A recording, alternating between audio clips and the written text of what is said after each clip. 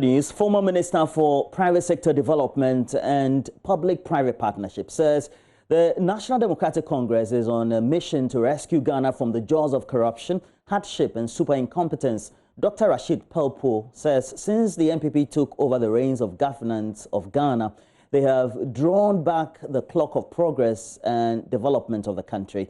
He was speaking at the inauguration of a 39-member WA Central Campaign Committee of the party.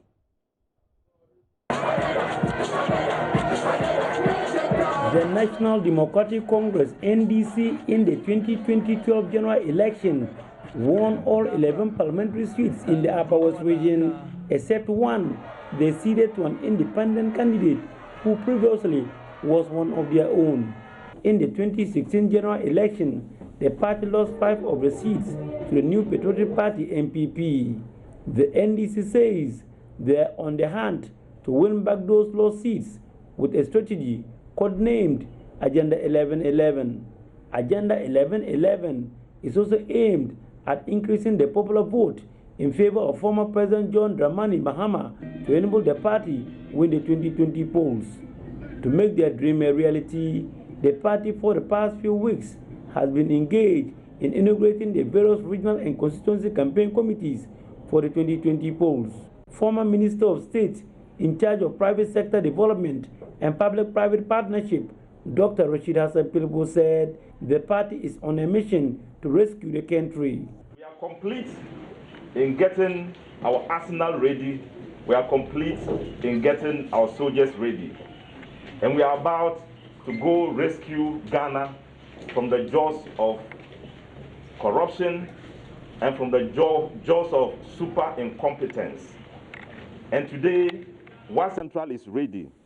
You have made it possible for WA Central to be ready.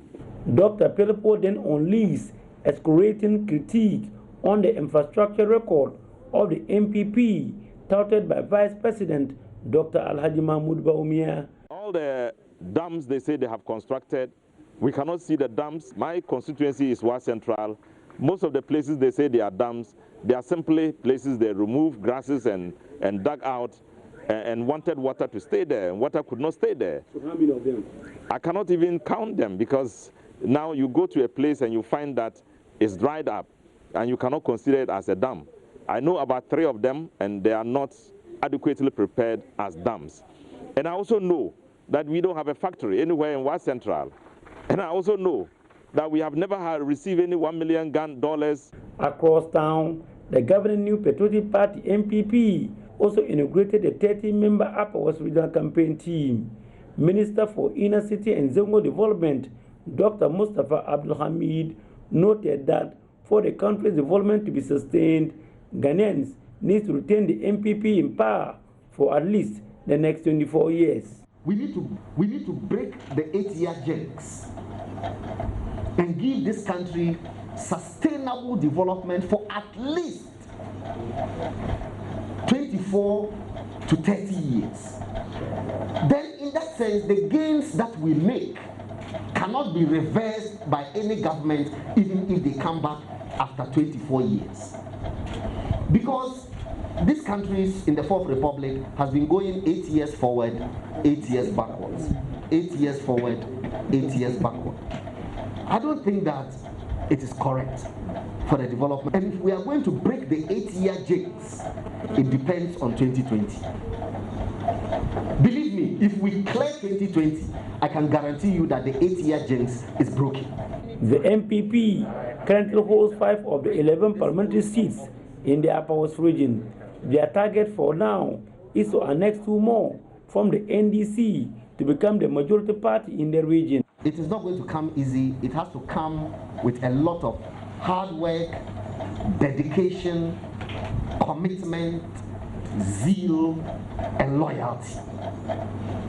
These are the things that it is going to take for us to get the Upper West back. Reporting for JoyNews, Rafiq Salam. Wow. After years of competing with cattle for drinking water, residents of Dewoh in the Upper West region can now heave a sigh of relief. Now, the community of over 500 people is one of 20 that Promasidor Ghana producers of cowbell are supporting with the borehole as part of the JoyNews Safe Water project. Here's a report by Justice Beidou. Scenes of cows sharing water with human beings is a common sight in many parts of Ghana, especially in the north. Once upon a time, the villagers of Dewoh used to share theirs with these animals. Assume you get up in the morning, you have to walk about 300 meters, 50 meters, 70 meters before you access water. Surely, your productivity will go down. As school children, they get up, they have to walk as far as 50, 100 meters before they will get water. They'll be late for school. So these are, when you access those, and your productivity will surely go down. So that is why it affects them, their education, it affects their health, because they are drinking unsafe water from the street, coupled with worms, diarrhea, water-related diseases, and all those kinds. So it will surely affect the people as a whole.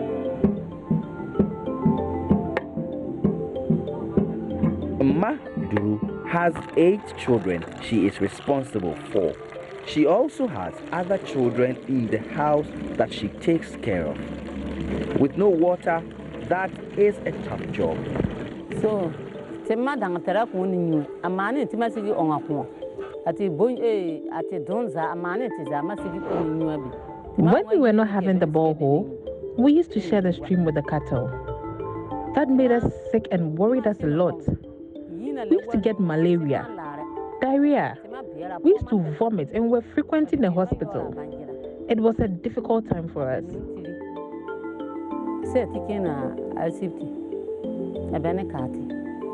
In February this year, Promasidor Ghana Limited, producers of cowbell, found the story of Dewoh, and as part of its 20-year celebration, decided to build this borehole here.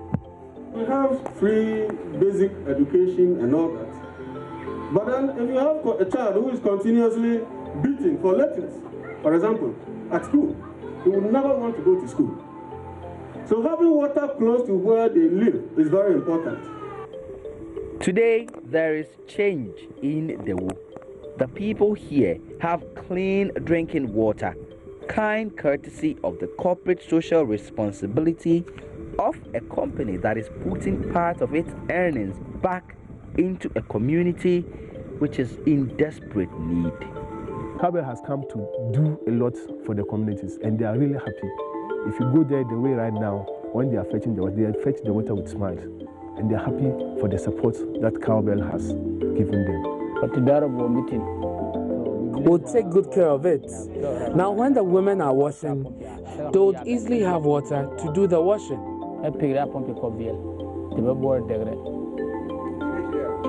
Justice Beidou, JoyNews, Dewoh in the Upper West region.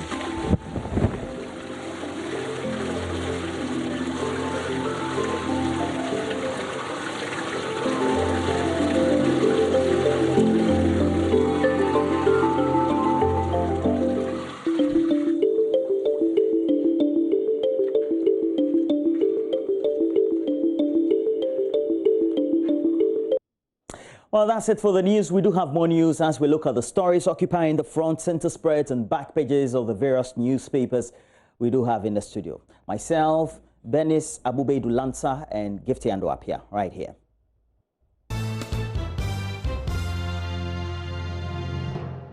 Good morning to you, Sally Fukombat. You're the head of primary healthcare pharmacy, the Boku Presbyterian Hospital. Wish you all the best for the day as well. Well, we have an impending event. I know that you're very busy preparing for it, but look, let's straight away get into the newspapers. I've been joined by Gifty and Apia. Gifty, good morning to you. Good morning, Roland. How are you? Charlie, I did good. I think I saw a picture of you from over the weekend, and then I tried to see whether I'll see you on Monday and Tuesday. I never did. Oh, which picture was that? Oh, you were making up somebody. Was it Winston? Oh, right. Yeah, that's behind the scenes. Sorry. So I thought you had started work. Apparently you had not. Just came to mind. No, I just jumped in to help a bit, but yeah, I'll be back soon. All right, I'll look forward to it. But which of the papers are you doing, Gifty? Well, I've got the Ghanaian Observer, I've got the Statesman newspaper, and I've got the Daily Guide as well. Those are the ones that I have. All right. Okay. So you can start, at least do two, then I come in and do some, yeah. No problem. The only thing is I only have front pages for today. It looks like the back pages are full of adverts, so I'm just going to do the front pages mostly. The Ghanaian Observer is what I'm starting with. Banner headline, big banner headline: customers of failed banks paid fully. That's according to the Bank of Ghana boss. He says over 95% of savings and loans microfinance customers have been paid. That story is on page 9 and 10 of the Ghanaian Observer newspaper. And right by that story, you have NDC will collapse free SHS. That's according to Vice President Dr. Mahmoud Bawumia. Beneath that story, you have Sanitation Ministry, Zoom Lion, Resource Police, and Ghana Armed Forces. What are they resourcing them with? Certainly something that has to do with sanitation. It doesn't indicate where that story is, but it certainly will be in the paper inside the Ghanaian Observer newspaper. And free electricity not possible under NDC. Deputy Minister Amina Anta has been saying that. That's something that we've reported on already. And President Akufo-Addo Lord's Bank of Ghana. That's the president's tour of some offices yesterday, including the Ghana Stock Exchange. So those are the stories that you find on the front page of the Ghanaian Observer newspaper. I move on quickly with the Daily Statesman.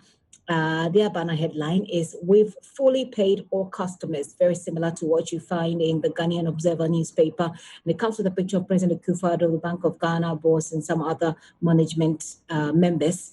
Bank of Ghana updates Ghanaians on inherited banking sector mess. You certainly will expect that the Daily Statesman will capture it that way. It's a mess, of course, depending on where you're standing and how you look at it. You've heard all of the parties, say or explain the situation from their own perspective. So yeah, that's the Ghanaian, the Statesman for you. And above that story, you have Bawumia. Akufo-Addo is protecting lives. Okay, so Akufo-Addo is protecting lives is what Dr. Bawumia is saying. That story is on page 2 of the Daily Statesman. And Zongo Ministry commissions office complex for Zongo chiefs. I'd love to see how that office looks like. And how beneficial it will be to the Zongo communities. As I said, I've lived in the Zongo before, and I know that there are lots of pressing needs there. I'm not sure if an office complex is one of the pressing needs, but maybe it is. I mean, I'm not the people. They probably asked for it. So yeah, but I'd love to see how those offices look like. Then final story on the front page of the Statesman newspaper: data cost to further go down in NPP second term. How about we start experiencing it now so that I can have a stable internet from my end here? When I buy like 50 CDs for 1 hour, then you know that there's a problem. Okay. I know, right? The Ghanaian Observer and the Statesman, those are the papers I've gone through for you, Roland. I'll go through the next one when you're done with yours. Well, thank you, Gifty. Let me quickly just do the Daily Graphic. Has on the front page, all customers of collapsed banks paid. And that is occupying front page of the Daily Graphic. We have 95% of savings and loans, microfinance depositors settled. The story, source to the Bank of Ghana, filed by Donald Atoda Patem. Up there we have the Volta Aluminium Company Board outlining recovery plan. It has the chair of the board, Dr. Henry Benya. On the side, regulate financing of political party campaigns, CSOs. Well, the CSO's press conference yesterday just didn't find front page news on the Daily Graphic. All right, quite interesting though. Sanitation Ministry, Zoom Lion present pickup vehicles to police the armed forces, and this is to enable them complement efforts to ensure that we regulate and then also enforce sanitation and other environmental laws. And the center spread is about 350 pupils benefiting from a new educational complex provided by MTN Ghana. Is there That's a great one there. And then also on the back page, motorbike accidents in Ashanti region on the rise. I don't know whether this is whether it's opportune or very coincidental. Still there. This is still news though, and you have it there because there's a great debate ongoing about motorcycles and whether how they should be used, etc. Reconstruction of Tema Industrial Area, Bon Road begins. On the front page of the Ghanaian Times, Bank of Ghana again gets occupation. So we have revocation of licenses of 9 banks. Bank of Ghana pays all depositors, 95% to depositors of collapsed microfinance companies also paid. Yeah, I think that the Daily Graphic and Ghanaian Times all went to conference together. 2 p.m. 2 p.m. on Tuesday. Yeah. And then we have the police. Ghana Armed Forces received 2 pickups from Sanitation Ministry, Zoom Lion, to monitor and also ensure environmental bylaws compliance in Kumasi. I told you the conference was, well, proper amalgamation.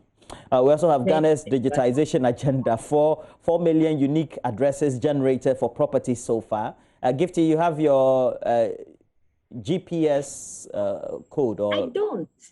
And I've been wanting to reach out to the Ghana Post. I don't, because so I've downloaded the app. You haven't generated it. No wonder your internet that's is not. That's what I'm saying. I've downloaded the app like 5 times.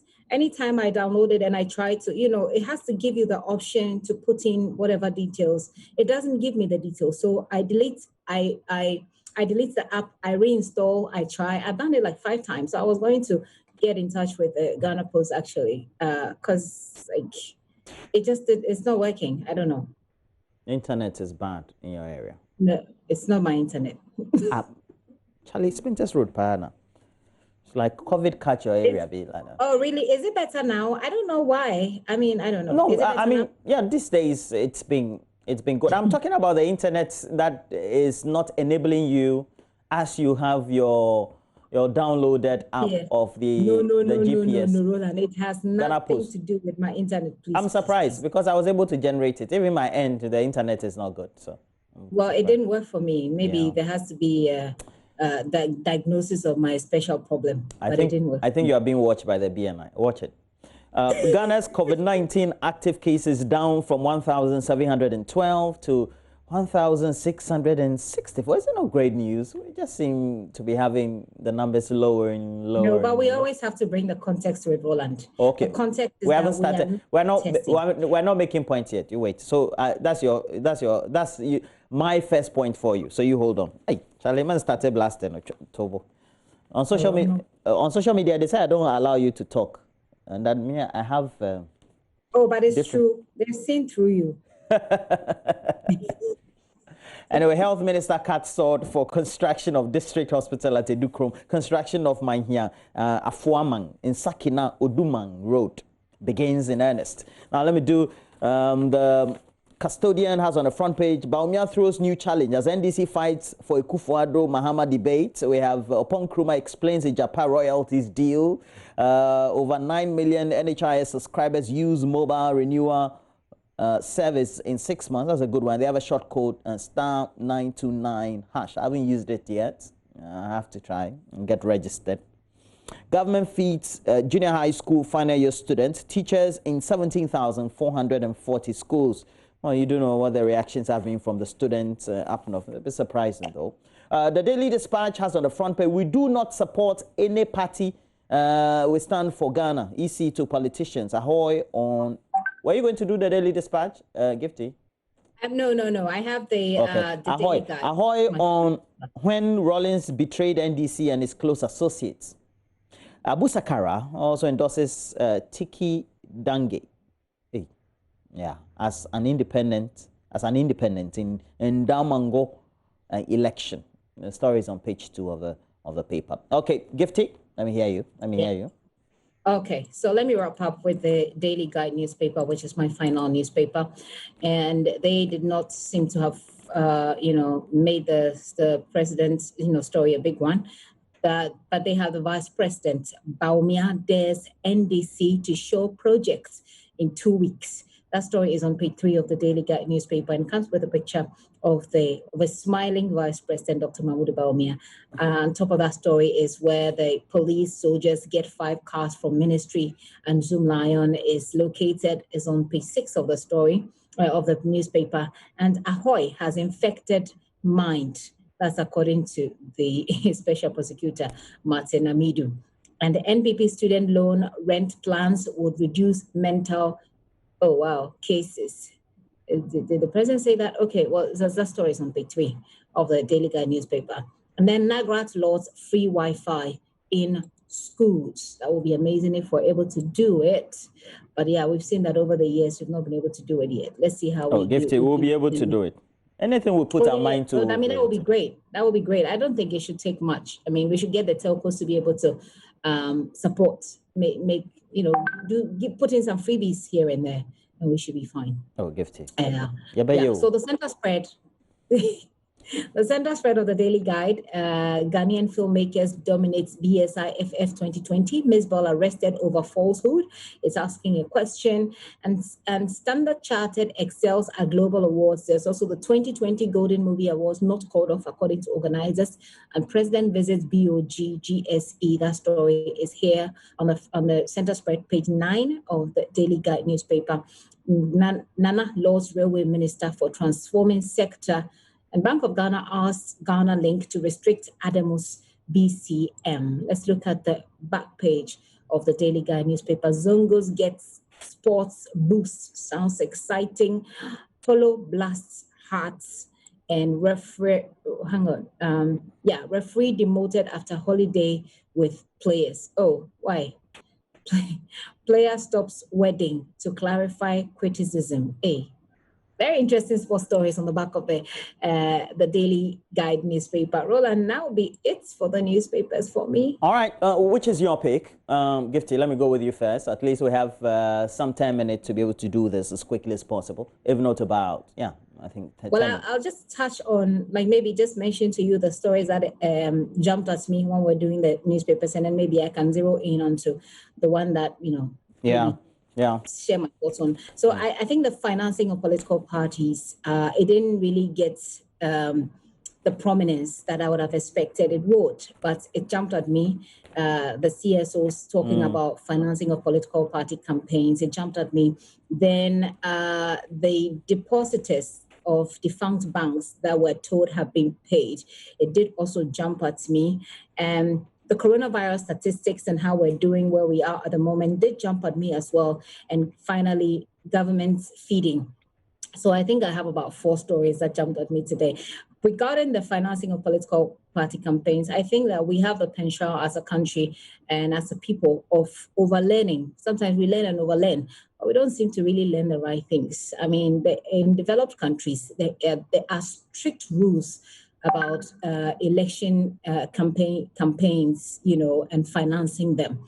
But we don't seem to have done very well with that. And I say all the time that the people who are in charge of making the change, unless the people, the change becomes bottom up in a very radical manner.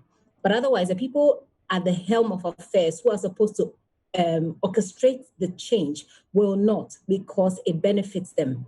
So people are financing political parties because when they come into power, they know that they're going to get contracts. They know that they're going to have their leeway and do whatever they want. If they're business, they're running businesses, etc. So campaign financing is a big deal. But unfortunately, like you said, the CSO didn't get a lot of prominence with their story. But I think it's an important part that we should, focus on. Regarding the depositors, have we heard from the depositors? Have they all received their payments?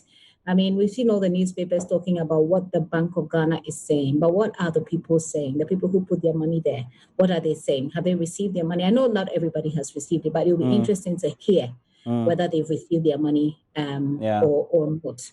And I don't know if you want to jump in here, because I have 2 more that I want to talk about. I want to contribute to your first pick, and it's about the election financing and the modules or structures that by this time, after practicing democracy for 28 years, depends on if you want to count from 1992, you would say by now we should have fashioned out a model.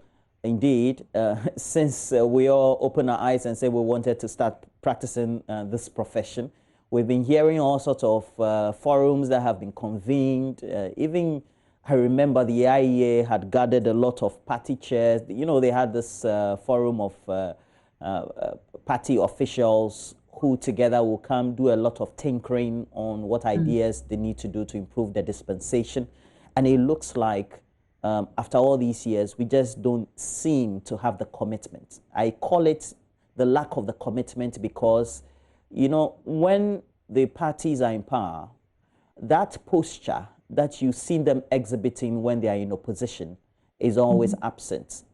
So you find that how enthusiastic, how vigorous, how very much boiling they are with ideas in opposition, the level of seriousness seems to fizzle out immediately they get executive power. On that 7th of January, when they have their executive head, who was their flag bearer, elected and sworn into office, all the good ideas they had about how they can use their own support and then reins of power to tighten our democracy is just thrown to the dogs. In the United States, where we tend to model our democracy by, or in the UK, etc., they have limitations. Indeed, if you go to the United States and you read a lot of literature, you tend to peruse that.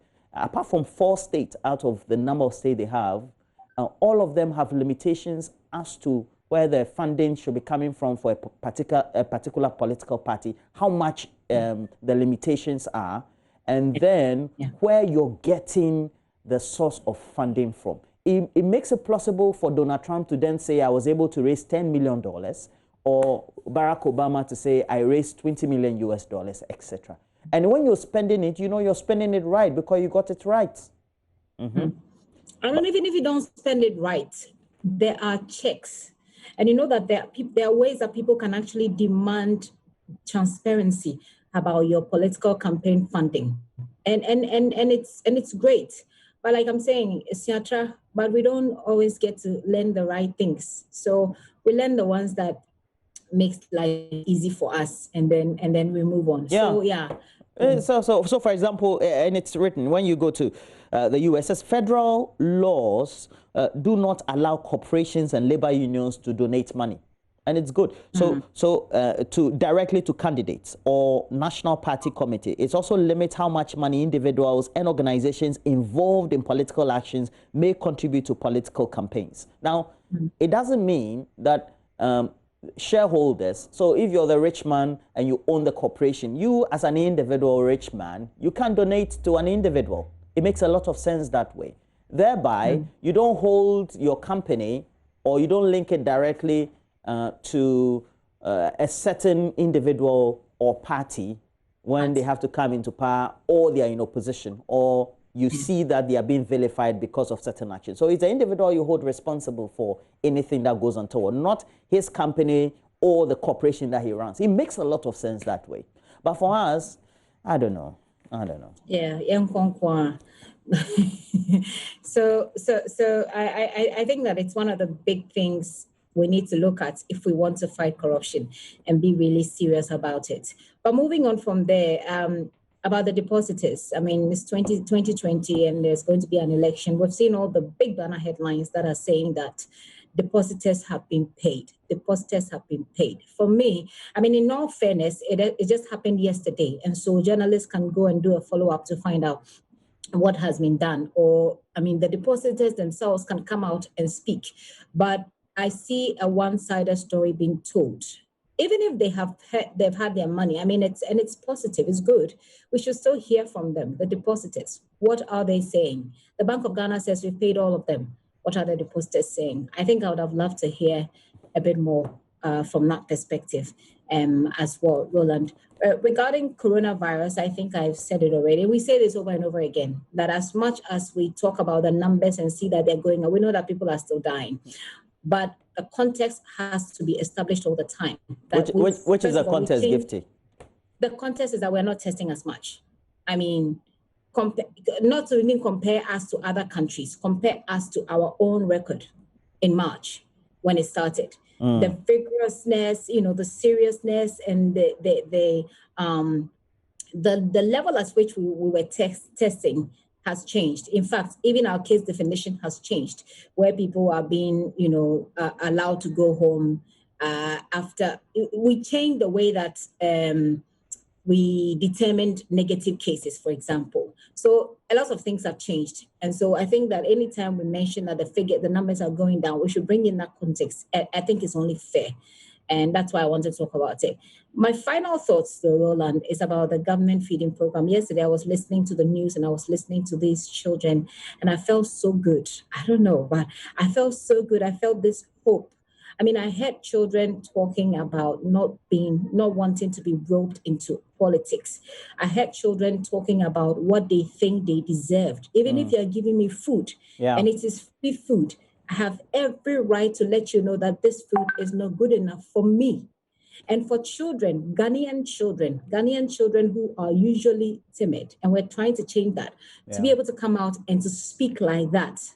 I don't know, I felt so proud yesterday, and I said there is hope for this country, that children can speak for themselves. And they're saying that, and they're not roping themselves into the politics. One girl said, we're not blaming the government. We know they're trying for us. They said we're not blaming Akufo-Addo.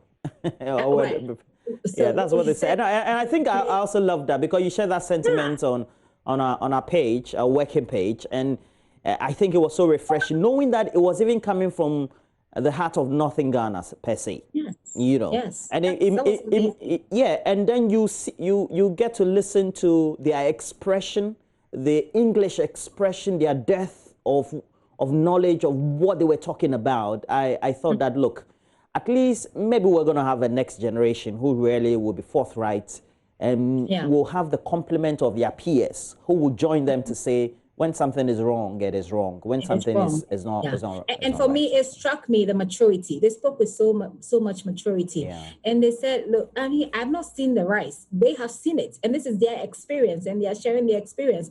For people who will be able to stand up for themselves and say, "You don't need to bring us into the politics. This food is not good enough." I was really excited, and I think there's hope for this country. I think those children should not be victimized. Those children should be encouraged to speak their mind. Those are the people we need. Well, I have to say, though, some of the pupils also were appreciative of the food that they have. Of course. So we have to. Of course. All right, Gifty. Now, before now, we quickly will see whether we can do myjoyonline.com. And, well, we have a couple of stories. So the lead story is about the soldiers allegedly assaulted at Dome Fase overland. Story as well. Yeah, Gifty. Very worrying story. Especially since you are the head of our security desk. I was saying that I tried to reach out to the Ghana Armed Forces to find out if how they are responding to this. Of course, I've not been in the office. So, your time is up. My time is up. I just heard the clock. My time is up. Yeah, I heard the clock in my ear. Okay, so that'll be it for now. Please make sure you join us. We have sports with Asari Bediako.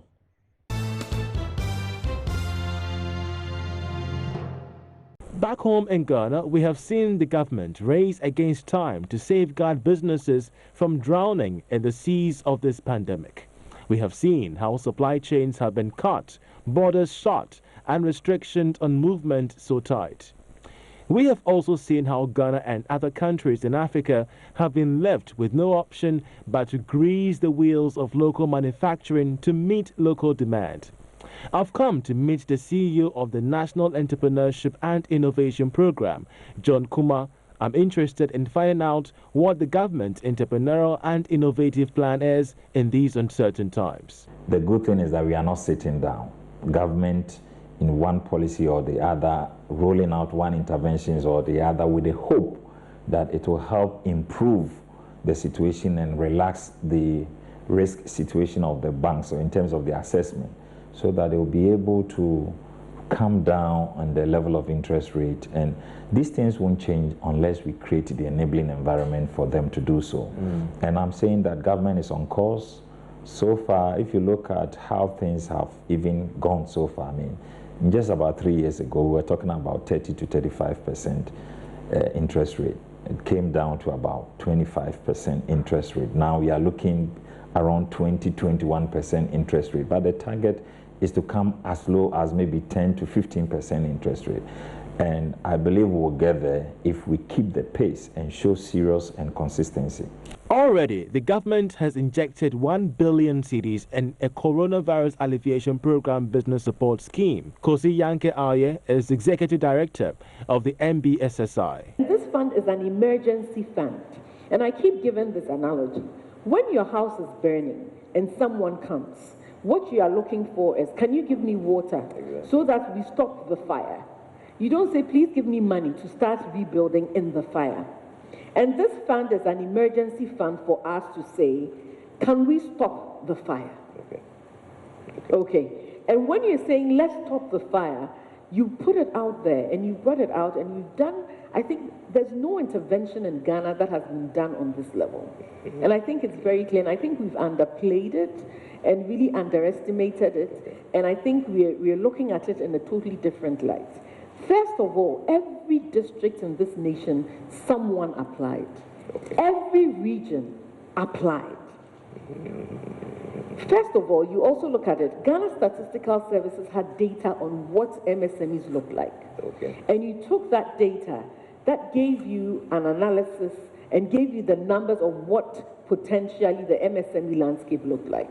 Then you realize, no, that's not what the landscape looks like. When you open a platform and you tell people and you give access across the nation, you realize that the numbers are different from what you're looking at, from what the world is saying and what you're seeing.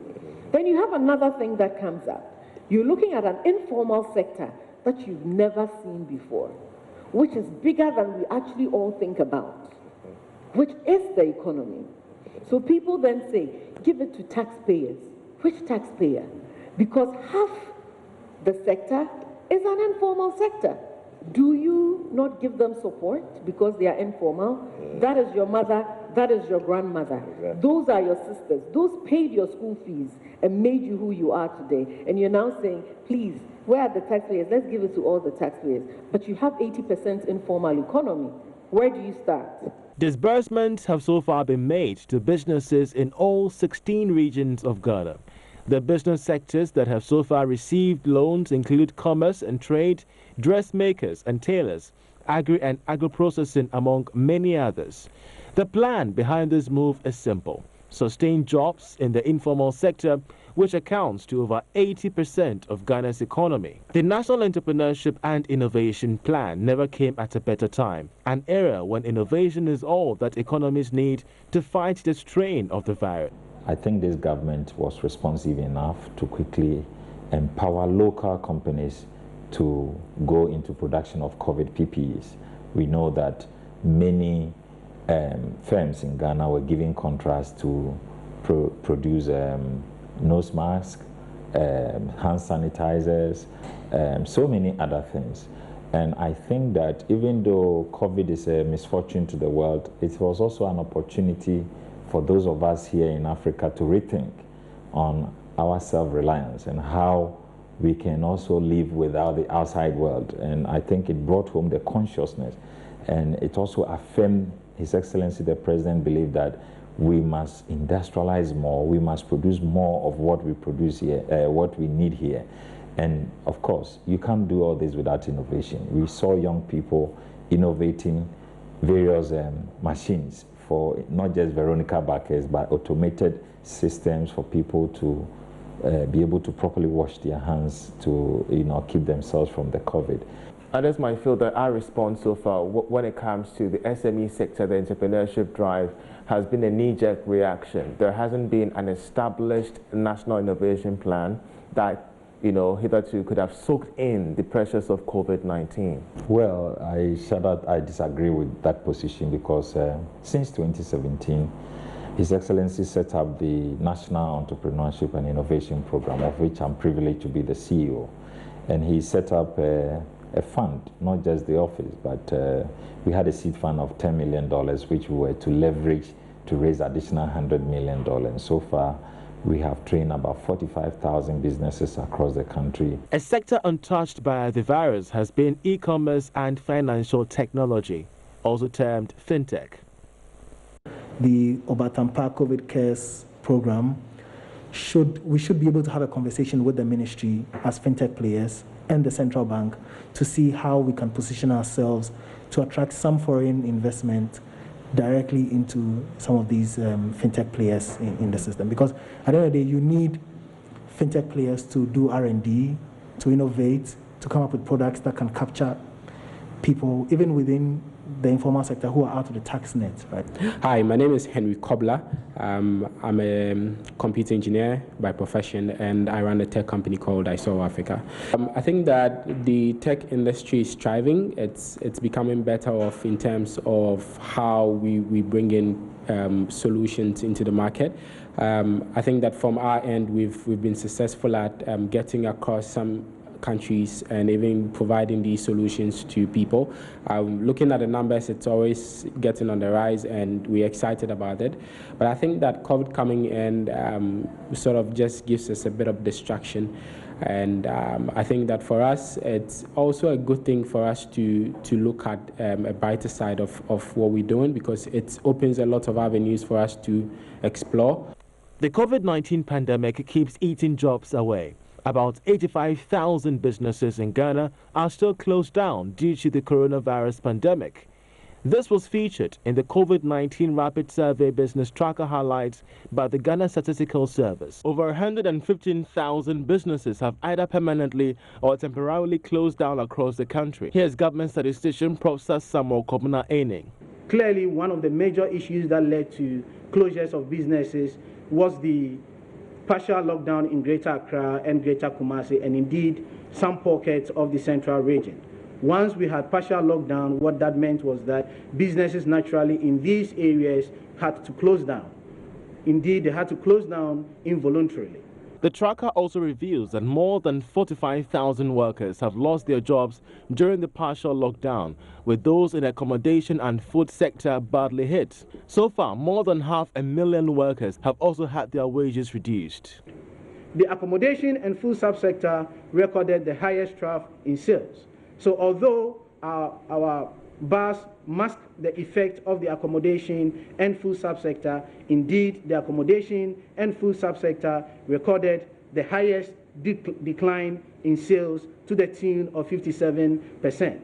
Despite some respite granted businesses by government with the 600 million stimulus package, close to 131,000 businesses revealed that they still had challenges accessing finance, with over 60% calling for subsidized interest rates. Currently in Ghana, it is established that 2.1 million businesses are within the micro, small and medium-sized enterprises, which account for about 90% of businesses in the country.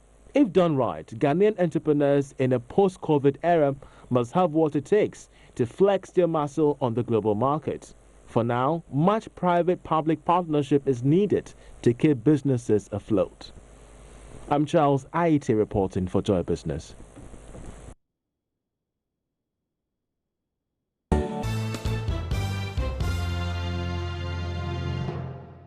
Hello, thank you so much for staying here on the AM show. I'm Bernice Abubedu-Lansa, sitting in for your regular Mama V. Owusu Abuache. Today we'll be talking about the Agyapa Royalties Deal. You may have heard by now that some 15 CSOs have asked President Akufo-Addo to suspend the agreement for further consultation. Well, we heard from Information Minister Kojo Nkrumah yesterday, who says, well, they are open for some engagement, that is government, but he won't say for sure if they're going to suspend the agreement altogether. Pretty shortly, Adam Senanu, who is co-chair of the corruption movement, will be joining me, anti-corruption movement will be joining shortly. We would also have Dr. Rashid Ramani. He is executive director, the African Center for Parliamentary Affairs. That's very important because usually what we know is that when issues like this are being discussed in Parliament, is open for ordinary citizens, corporate CSOs like those we heard from yesterday, to also make a point in the discussion. Did we miss that? We'll be discussing all that. Pakwesi Anamwasichi will also join us. He's Executive Director for the Institute for Energy Security. We'll be discussing all that here on the AM show. Roland Walker is heading right now to Obom, where we understand that some 2 military men were attacked yesterday. There was a clash over a parcel of land, And there was some deployment after that incident. He's going there to monitor the situation. He'll be joining us as well. But now let me bring you a portion of that presentation by the CSOs yesterday on the Agyapa Minerals deal. We take this opportunity to call on His Excellency Nana Addo Dankwa Akufo-Addo to, 1, acknowledge that though the Minerals Income Investment Fund and its special purpose vehicle may be legal without public input, it fundamentally goes against his pact with the Ghanaian people, particularly the mining communities, to cede 20% of mineral royalties to develop the communities. 2, to suspend the implementation of the Mineral Income Investment Fund Act until all documents relating to the establishment of the special purpose vehicle and its beneficial owners have been disclosed. As concerned Ghanaians, we sought to assess the transaction documents on the Mineral Income Investment Fund Act Secretariat, only to discover that it has none. 3, establish a multi-stakeholder process to review all options to optimize the mineral royalties in order to secure risk-free revenue to the state. Gold royalty is the most certain revenues to the state.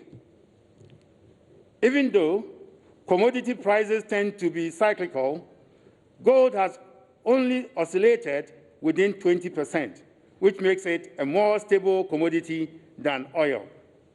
And with oil losing demand growth to alternative fuels, gold is expected to continue to exhibit some stability as a source of revenue. 4, to recognize that by its current approach to the implementation of the Mineral Income Investment Fund Act, government may appear to be encouraging citizens to transact business in tax havens. Ours is a struggle against the elite capture of resources that commonly belong to all Ghanaians. And we call on every one of us, regardless of our political persuasion, to join hands in safeguarding the national interest. In essence, Parliament has agreed to cede Ghana's royalties to a company to undertake investments at its pleasure. We take this opportunity to also draw the attention of the government to its own 2016 manifesto commitment in respect of the mineral sector. And here we refer to page 27 under Natural Resources, Land, Forestry and Mining, paragraph F of the MPP manifesto, where it pledged to ensure that mineral revenues are efficiently managed for the benefit of Ghanaians, and to enact, I emphasize, and to enact a consolidated mineral revenue management law similar to the Petroleum Revenue Management Act 2011, Act 815, to guide the use of mineral revenues in strategic sectors of the economy. We, however, regret to note that what we are being served and against which we are holding this press conference is a far cry from what was promised. Indeed, the transparency and accountability provisions in Ghana's Petroleum Revenue Management Act have been hailed worldwide as a best practice. The 2017 Global Resource Governance Index placed Ghana's petroleum sector governance at the 13th best in the world, and the contest was among 89 countries, and the best in Africa in respect of the transparency and accountability provisions. Its value is reflected in the fact that Ghanaians today have adequate information on how their petroleum revenues are being managed on their behalf. Issues of poor spending decisions or money that cannot be accounted for under current and previous governments are all matters of public knowledge, thanks to the Petroleum Revenue Management Act, as well as the annual reports of the Public Interest and Accountability Committee, PIAC. Ladies and gentlemen, Ghanaians will probably not have lost sleep over this Agyapa mineral income investment transaction if it had been orchestrated under an open and transparent regime such as the Petroleum Revenue Management Act provides. Indeed, what the government is intending to do with our mineral royalties would not have been permissible under the Petroleum Revenue Management Act. For instance, Section 5 of the Act. So that's Steve Mantial. He's with ISODEC, speaking at that program yesterday where the CSOs gathered to basically ask the president to suspend the implementation of the Agyapa Minerals Royalty Deal. Well, this debate has been going on since the since it was passed in Parliament, and we've been picking reactions from a lot of people, including the Information Minister, who speaks on behalf of government. But let me speak now to Executive Director of the Institute for Energy Security, Pakwesi Anamoasechi. Thank you so much for your time here this morning. So we just had Mr. Steve Mantial there. He believes, per the MPP's promise in 2016, before I go to my question, there in your shots you can also see Mr. Andrew Agyapa Mercer, he's MP for 2nd D, and also Dr. Rashid Rahman, Executive Director, African Center for Parliamentary Affairs. Thank you, gentlemen, for coming. Back to you, Pakwesi Anamoasechi. So we just heard from ISODEC. They're saying, per the MPP's 2016 promise, this was supposed to be similar to what we have in the Petroleum Revenue Management Act, but it's far from it. Is it the case that it has to be just as it is in terms of, and he cites examples like not using our oil as collateral and all that. Should all our minerals regulation or mineral revenue management policies be the same, really? Well, thank you very much, Madam. I am sure what civil society organizations are looking for is the fact that if we have to monetize our mineral resources, it should be done in a more sustainable and responsible manner. And so there are other guidelines, just like one you mentioned, and it's worked for many years. So if you're introducing another one will expect that it will follow a similar pattern to ensure that we are not mortgaging our mineral resources. All right, let me come to lawyer Agyapa Mercer. You are part of the committee that saw this all come to fruition. Was there any consideration at any point to make this similar to the Petroleum Revenue Management Act? If so, why is it not similar? Well, let me say good morning to our cherished viewers and, of course, to my co-panelists and yourself. Indeed, at the time of the consideration of the Minerals Income Investment Fund, I had not been asked by the chairman of the Finance Committee to join them, but subsequently, I have been part of the proceedings of the Finance Committee. And so I cannot confirm whether indeed at committee, the consideration of whether this should be part or modeled along the side of the Petroleum Revenue Management Act was considered or not. But I recall the debate in the plenary where we're having a consideration of the bill. And indeed, the process of the enactment of the bill itself, if you ask me, was very transparent, contrary to the assertion that is being made by the civil society organizations. Because I recall that rationale itself was stated in the 2017 budget. It was re-echoed in the 2018 budget, and was indeed also stated in the 2019 budget, where the finance minister clearly articulated government position and what it is that they intended to do. Passage of bills in this country at all times have been transparent and open. Okay. This bill was not taken under a certificate of urgency. Exactly. I would expect that it would have been published for civil society organizations to proffer views by way of submitting memoranda to Parliament. I was just coming to that.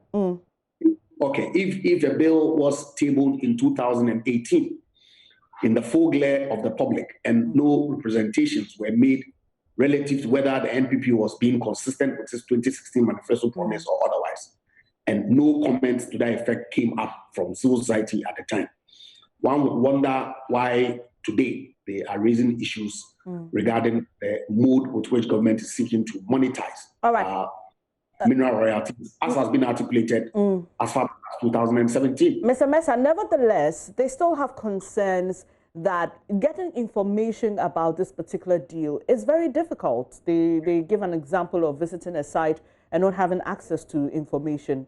Why don't we have information about the deal? I don't think that information about this transaction is difficult at all. Indeed, when you look at the memo that was submitted to Parliament, and the attendant agreements that were submitted, the only outstanding issue that my friends on the minority raised was with respect to the availability of the prospectus that would then enable Agyapa Royalties Limited to list on the London Stock Exchange as proposed. It was clearly indicated that the prospectus was still being worked on. And so it wasn't a document that was made available to the committee at the time. And that obviously, when the prospectus is ready, to the extent that this is a public listing, that document cannot be hidden from anybody.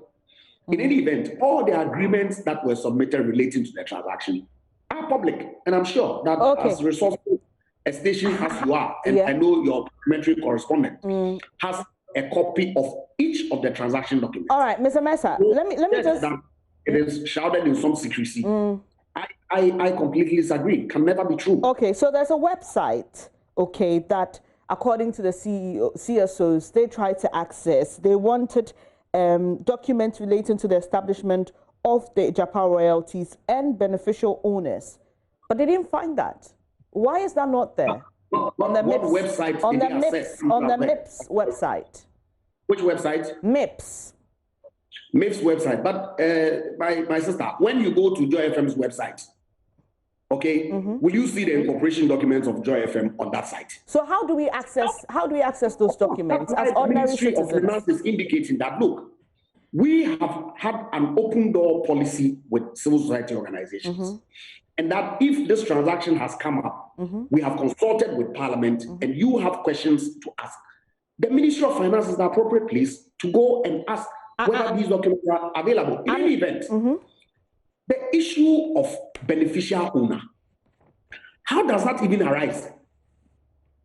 When all the documentation indicates that Minerals Income Investment Fund, a wholly owned public entity set up by an act of Parliament, is, as we speak, the sole shareholder holding 100% equity in Agyapa.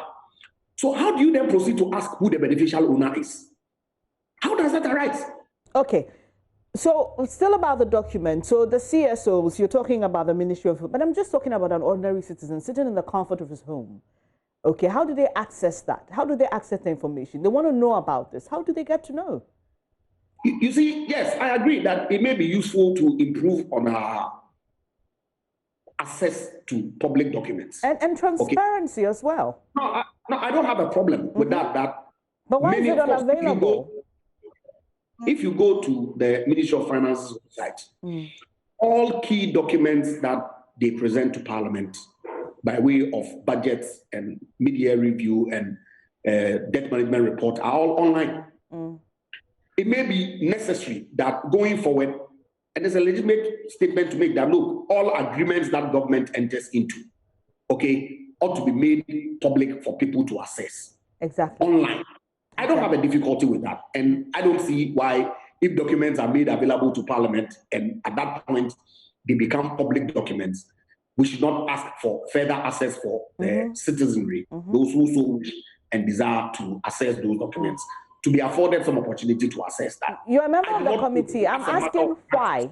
Why is it not available? Why? Briefly. I'm coming to that, but it's useful, and I guess that the policymakers ought to take steps to find a means of putting these documents out there in the public domain so people can access.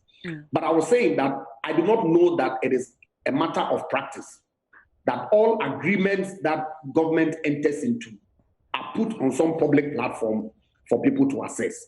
However, I know as a matter of fact that the Parliament website has records of all documents that are presented to Parliament in soft copy. So anybody who so wishes to access can go there and access documents. All right.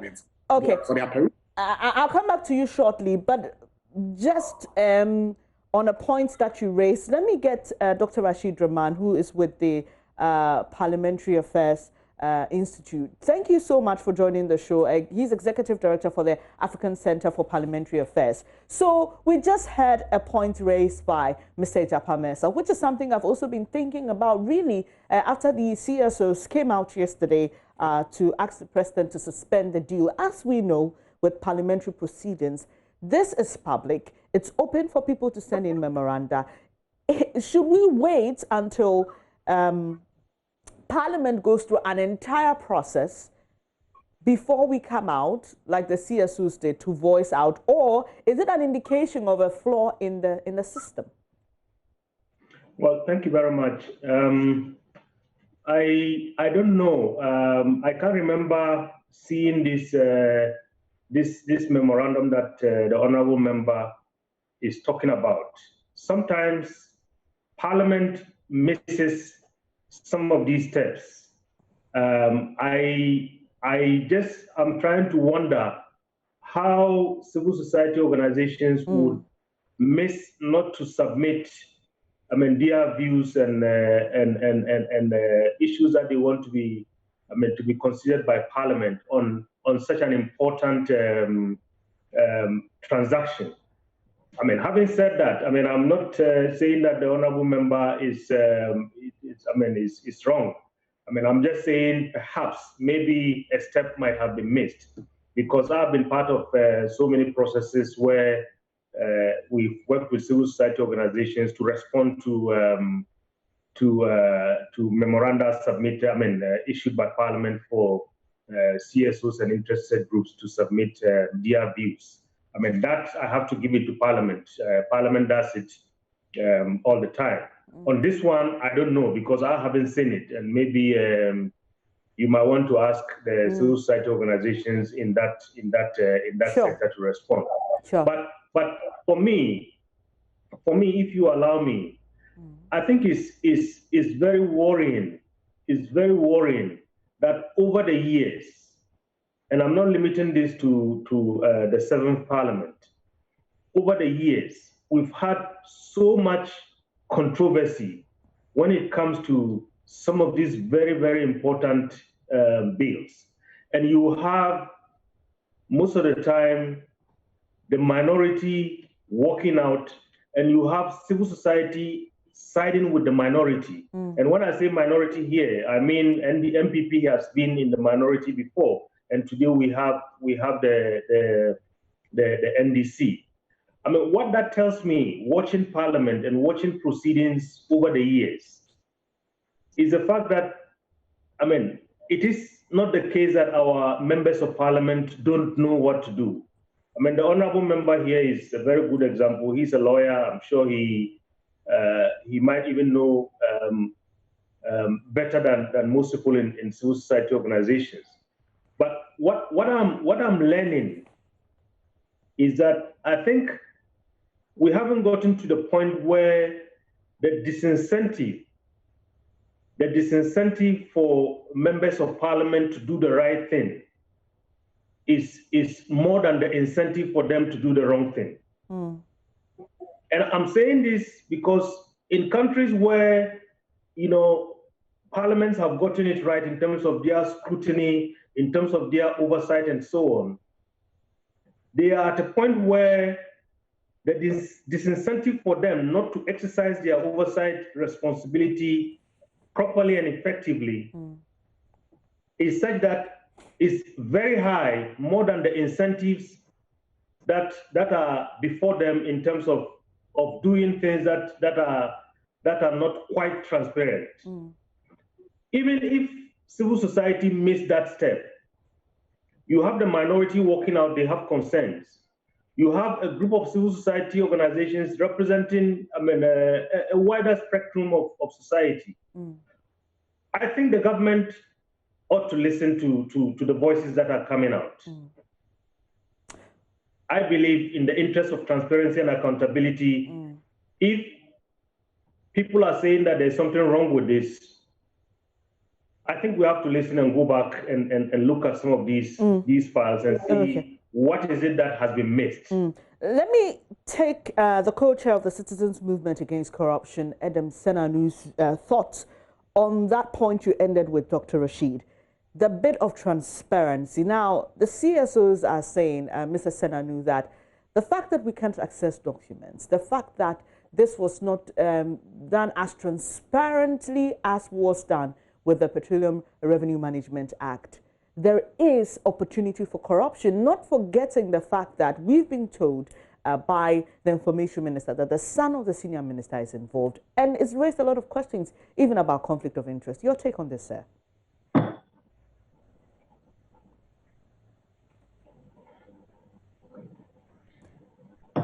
Hi, Mr. Senanu, we are struggling to hear you. Can you just cross-check if you've unmuted? Can you hear me now? Great, we can. Please proceed. Okay. Good morning, and I think we need to do a bit of education here. So let me take us back to the Constitution.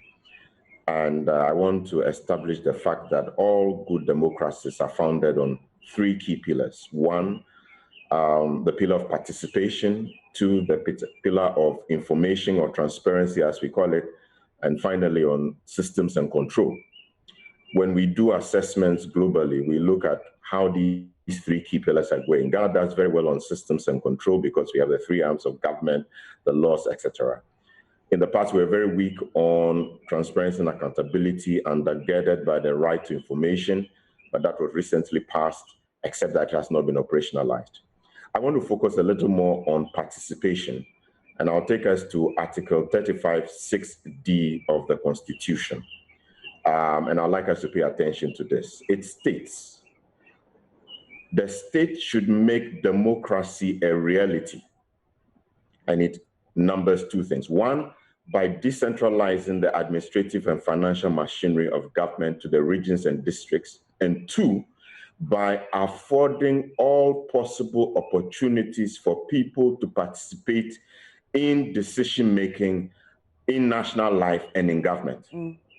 Now, it's the second part I want to highlight. This is a constitutional obligation. Note that the clause starts by saying that make democracy a reality. In other words, democracy is not real till you begin to provide all the platforms, channels, and spaces for people to participate. Let us not kid ourselves that representative participation is sufficient, especially in our context where our system of representative participation is not such that we have a systematic situation where our parliamentarians are engaging usually, regularly with their constituents or publics to be informed by what the desires and aspirations of the people are such that that is what is being represented in Parliament. When the Constitution says provide all possible, afford all possible, that's what it means. So what the CSOs are raising is not just a matter of good sense or moral, advice, but it's a constitutional obligation of the state. And in all democracies, this is extended. In this case. So sorry, let me just come in here. So Parliament, like we heard from Ms. Agyapa, went through the processes. Okay, they invited people to share their views and thoughts on it. What beyond that will mean participation for you? Let's remember that our processes start with the executive. Until recently, when Parliament made the opportunity for private members' bills, the executive that initiates this process then gets to Parliament, Parliament works on it.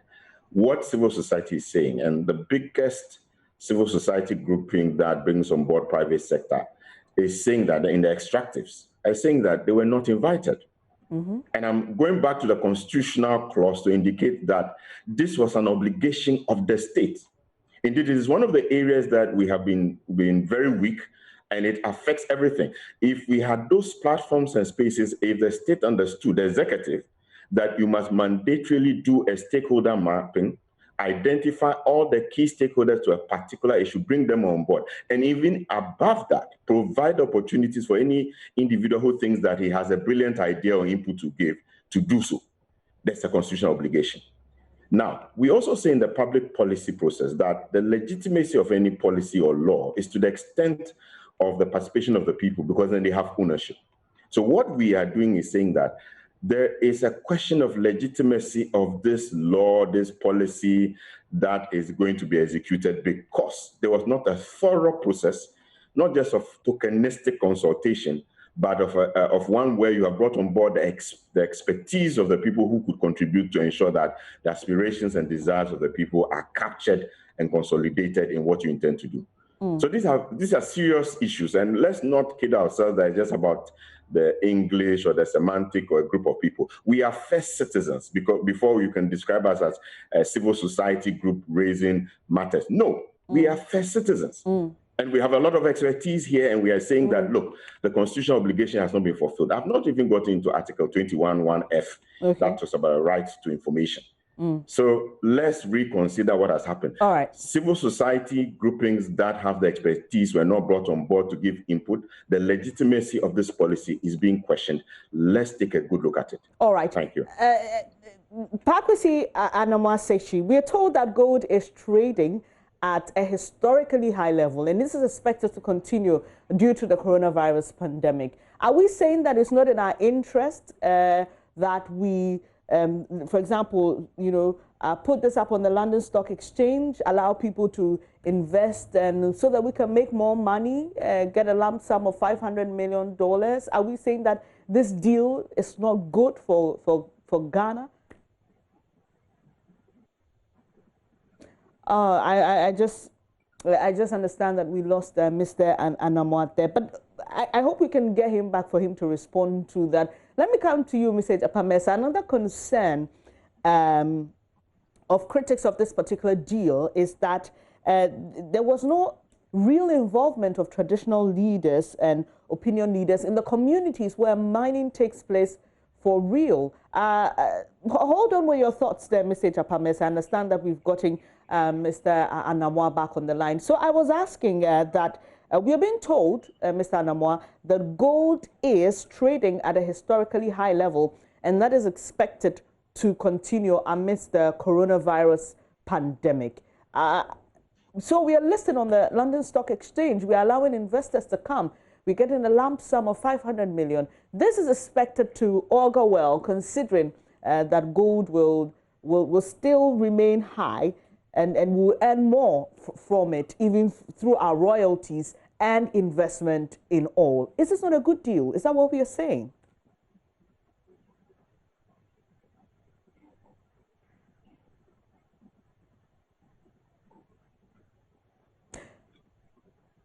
Pakwesi Anamwa-Sechi is Executive Director with the Institute for Energy Security. Too bad we're losing him there. Once again, let me come back to you, Mr. Agyapa. Back to the concern about the involvement of traditional leaders in whose communities the mining sites are. Were they involved? What is the plan for them as well? Well, my understanding is I beg to differ, madam. Go ahead, Mr. Mesa. Hello? Yes, Mr. Mesa, we can hear you. Please proceed. Yes, I was saying that it cannot be the case that the mining communities or the traditional rulers were not involved.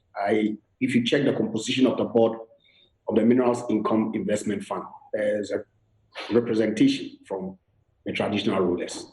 Indeed, the chairman of that board is the MP for Takwa, which is indeed a mining community. And so, and then again, my understanding is that the portion of the royalties that goes to the traditional rulers are not being assigned to the Agyapa Royalties Limited as part of this transaction. Because if you recall, it was indicated in the documents that was submitted to Parliament that only 75.6 of the royalties are being assigned for purposes of the monetization that the Finance Ministry and the Minerals Income Investment Fund seek to achieve pursuant to the provisions of the Act. And so to that extent, whatever revenues that are due the traditional authorities, district assemblies, and all that have been ring-fenced, if you like. But you see, to respond to some of the comments that came from my colleagues who just spoke, particularly Edem and Rashid. You see, I don't think that members of parliament don't have the appetite to do the right thing. It's rather the incessant or if you like, unrepentant desire to follow the politics most of the time than the policy. Because otherwise, one would wonder why a process that had the input, significant contribution of the minority during its preparatory stages would now receive the objection of the minority when the vehicle and the transaction that the law intended to achieve is being rolled out. It's politics, pure and simple. And I don't speak for the civil society organization. I'm talking purely on the side of the minority. Okay? Look, it is not every private conversations that we have on the sidelines that we can make public, because I don't think that in itself is fair. Okay? But the posture of the NDC, I can confirm to you, if you listen to their comments, if you listen to the comments of former President Mahama, clearly doesn't understand the transaction. Or if he does understand the transaction, he's only being political. So what about his concerns makes you feel that he doesn't understand the transaction? But that's what I'm saying, that it can either be two things, that he does not understand the transaction or that he's being politics. That's it. Because how different, except for the fact of this being an equity flotation, from the collateralization of the road fund proceeds. How different is this from the collateralization of the petroleum income revenue? Okay, the energy sector levy. Okay. How different is this from the GET fund proceeds collateralization? All those were debts that government had to take to enable us meet immediate development needs so that we can use the proceeds that come from the future to service them. Okay, you're asking about differences. One clear difference is that this is not set up in a tax haven, and that's one of the concerns of the flag bearer of the NDC. That in itself exposes the, if you like, the misunderstanding of the transaction. Royalties in the first place are a tax. And so how would you expect an investor or even the government of Ghana to pay tax on tax? So why did you set it up in a tax haven then? What's the whole point? Is to list, the objective is to list on the London Stock Exchange. Okay. Diageo is listed in Jersey. Tullow Oil is listed in Jersey. These are tax havens. And so it is not the case that setting up a company in a tax haven is intended to facilitate some illegality. But it has benefits, okay, that you would derive from the fact of the income from that entity not being subject to tax. That then entices or makes it appealable to the investor public in participating in the process. Okay, so we can have a conversation about whether it was right or wrong to set up in a tax haven, which I find nothing wrong with. But the substance of the transaction, is it where it is situated? Is that a complaint of the civil society organization? Also, the involvement of persons related to people in government. In fact, the CSOs refer to it as elite capture. A what capture? Elite capture.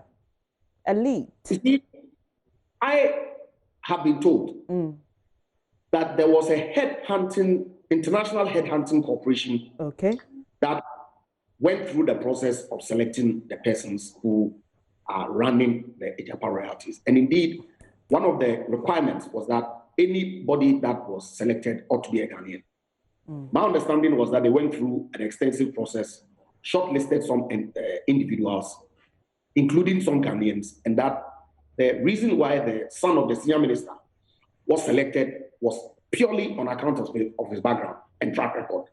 in the investment banking space, and also particularly because over the period he had done some work with the mining and extractive sector. We can have a conversation about whether because your father or your uncle or your mother is in a political space, then you are not entitled to occupy any role. I don't think the argument... The competencies of the individual going through a competitive process that then arrives at the selection. I don't have any difficulty with that. But is it only about... Are these not tangential if you relate it to the real substance of the transaction?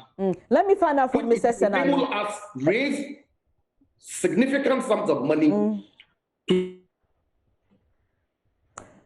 bad. Let me bring Mr. Senanu there just to respond to the ending point of Mr. Mercer's submission. To fund our development infrastructure in critical areas, invest in, so that over the period we can then pay the investors some dividends flowing from them. Of course, government of Ghana also participates in the distribution of the dividends. So we can have a debate. I don't have a problem. Yeah. But to call for the transaction to be terminated, to suggest that no consultations were held, to suggest that no opportunity for information or for people to participate in the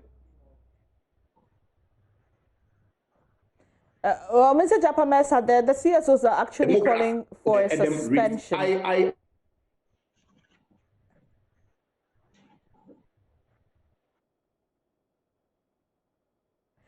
Too bad technology is not our friend today. We seem to be having a lot of delay and breakages in that submission by Mr. Agyapa Mensah, who is MP for Sekondi and Vice Chair for Communications Committee and member of the Privileges Committee as well. But if you can hear me and if you have a stable connection from you, Mr. Senanu, let me just pick your quick reaction to the bit on whether the son of the senior minister's involvement in all of this is really a matter of concern. According to Mr. Mensah, he's qualified. It was competitive, his selection. I just wanted him to give us the details of that international organization that went through the selection process, but we'll do that later. But really, he says it's not as important as the substantive matter. First of all, let me say I totally disagree with him when he describes these as tangential matters. I mean, that cannot be the case. If you don't follow due process and you end up with a result and you are saying we should accept the result. I mean, we've seen that in our national level elections. You want to question the process to be sure that we follow the right process. Then the result is also acceptable. So that's not true. Also to suggest that civil society is suggesting. We are not suggesting. We are making statements of fact. We are saying that the key stakeholders in the industry, private sector, civil society, that ought to have been engaged in this process, were not engaged. They should provide the minutes, the reports that show that we sat at the table with the names of people, their numbers, the inputs gave. Let's not make this like I am saying this, you are saying that. That's not it at all. Provide the evidence and let's move on. Now to the substantive issue. I mean, Kofi is my classmate. We're in Achimota together.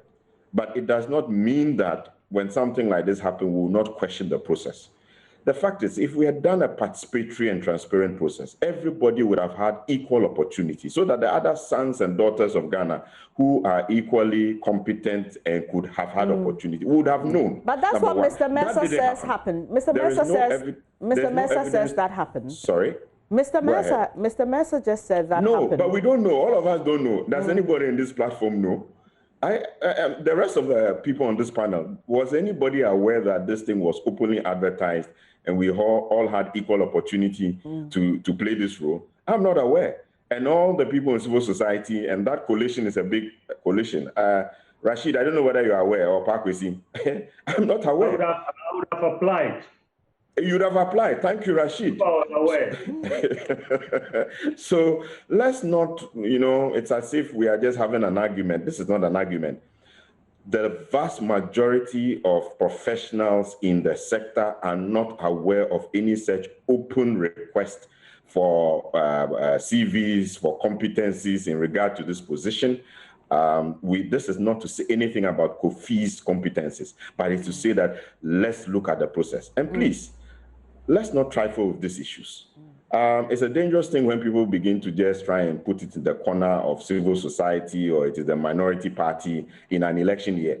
No, there are constitutional obligations that have not been satisfied to respect, to promote, or to fulfill the rights of citizens. Let's make sure that that happens. Mrs. Sananu, this conversation we are having reminds me of the debates that happened during the time the government announced its intention to partake in the Sino-Hydro deal. Really, they still went ahead. So this conversation we are having, we've been told by the Information Minister, Kojo Nkrumah, that yes, we'll try to have some engagements, but we are not going to suspend the implementation of this act. What does that tell you about government's commitment in really listening to what the CSOs are saying? Well, first of all, I really wish that the Information Minister had not said that. It kind of says that we can ignore you. You have no importance to this matter. No, he says they'll engage, but they won't suspend. Yes, I have heard that, and I'm saying that that's a very dangerous route to take. We are in an election year. We are not raising this because we want to question your capacity to analyze or to move ahead. We are raising it because there are processes, there are constitutional obligations. You haven't done that. Now, if the key stakeholders in civil society with expertise, working together with private sector, say that this thing has been shrouded in secrecy, and we are not saying it just without justification. There is no evidence to show our participation, nor our consultation. We are not expecting a tokenistic, oh, we've heard you, then we'll go ahead. What you would do is to make members of civil society now begin to speak against the sitting government, which is not what we want to do. We are at this stage because we want you to understand that bring us to the table, let's begin to talk through it so that we can be guaranteed that the legitimacy of this policy is full. We have ownership also as the people. If you don't do that, what you do is to put people in a corner where now they must speak up in ways they don't want to. So let's reconsider it. At this point, this is friendly fire. We are talking about issues that we want you to confront and handle. If you're able to bring us to the table, let's sit down, let's go through it, and we are clear that, look, truly everything is overboard. That's fine. But let's not begin to make it an early fight where you're taking your gloves, you are punching us and telling us we are of no consequence. That would not be helpful. All right, Dr. Rashid Rahman, you have been sharing with us your thoughts, especially on the parliamentary processes. That's your specialty or expertise. But let me come to the issue of walkouts in Parliament. We know that it's been happening a lot. You did mention earlier that it's not the first time it's happened. But what does that really add to our parliamentary process? Really, so there's a conversation on the floor, you stage a walkout, and then later we hear you on the media, putting out your concerns. What kind of other alternatives should we be looking at in our parliamentary process so that these walkouts and then subsequent media debates will end? Because sometimes really, Doc, you would agree with me that they lead to nothing. Indeed, they lead to nothing. And then what the consequence of most of the walkouts is the kind of equalization that we hear all the time. And we had the honorable member, cite a number of examples of deals that were done under the NDC, and says that there is no difference between what is happening now and those deals. And I want to say that during those times, I remember quite well. The MPP in opposition raised its voice against some of these things.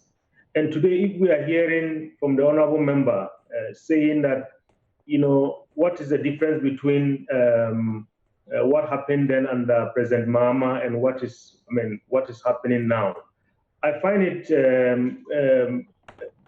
a bit difficult. The reason why Ghanaians opted for change in 2016 is because we didn't agree with some of the things that were done under the previous government. And so if we come today and the whole discussion sometimes, centers around, trying to, find ways of equalizing. I think it's not quite right. But let me also add that, look, I think in the history of democracy across the world, we cannot rely on the goodwill, simply on the goodwill of those who are in power to do the right thing. I think that is very well established in political history, in political theory, and so on and so forth. The government is doing its best. The members of parliament, from the majority, are doing their best, but we cannot rely just solely on the goodwill of those who form the majority and say the right thing is being done. And that is why, Adam is making the important point about participation. It's not just a token. We have to have real participation. And here you have civil society organizations that are working in the sector, coming out and saying, look, there's something wrong with this. If we indeed are following the Constitution and we want to ensure real and active participation of the citizenry, I think this is the time maybe to have some serious conversation. Quickly. And you see, yes, Doc. Sorry? Please go ahead. No, I'm just saying that,